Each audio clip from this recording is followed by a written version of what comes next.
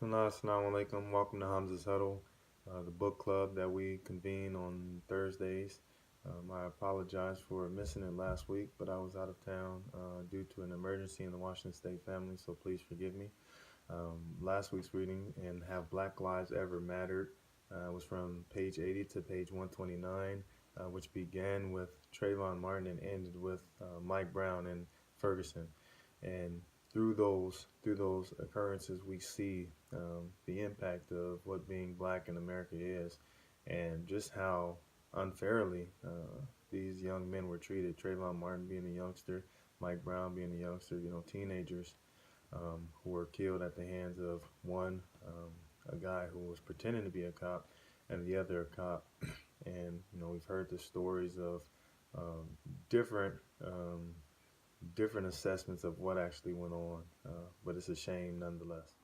Me being a black man, having 7 brothers that are black men, having a black father, and now me myself raising 2 young black sons, black children.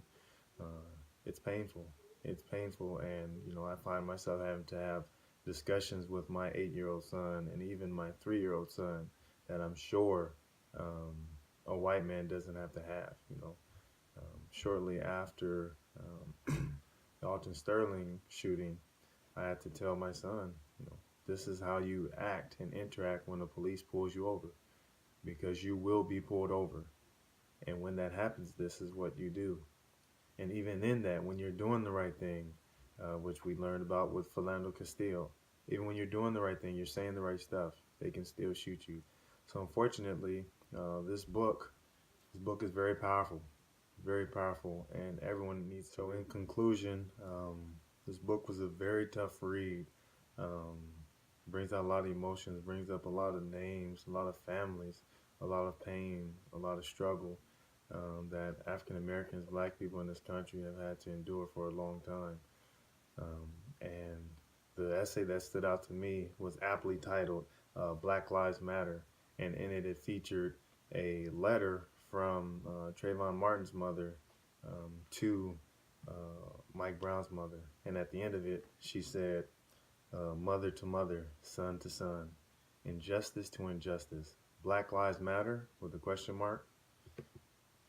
Not yet. Not yet they don't. What a powerful statement.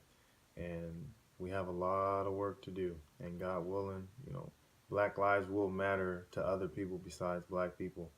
Um, SubhanAllah. With that, we have concluded our book for January, Have Black Lives Ever Mattered by Mumia Abu-Jamal. So God willing, next week for February, we will introduce our new book, Hillbilly Elegy by J.D. Vance, a memoir. A memoir of a family and culture in crisis. Basically talks about the Trump supporter, the Trumpies, make America great again, this population. In it, he says America calls them hillbillies, rednecks, and white trash. He calls them neighbors, friends, and family. So God willing, we'll dig into this. And just as I am unfamiliar with his background and his story, he's unfamiliar with mine. And the best thing I feel like we can do is to try and understand each other by learning each other's stories and their backgrounds, where they come from, what their way of thinking is, and that way we can find the middle ground. All right, Assalamu alaikum. See you next week, inshallah.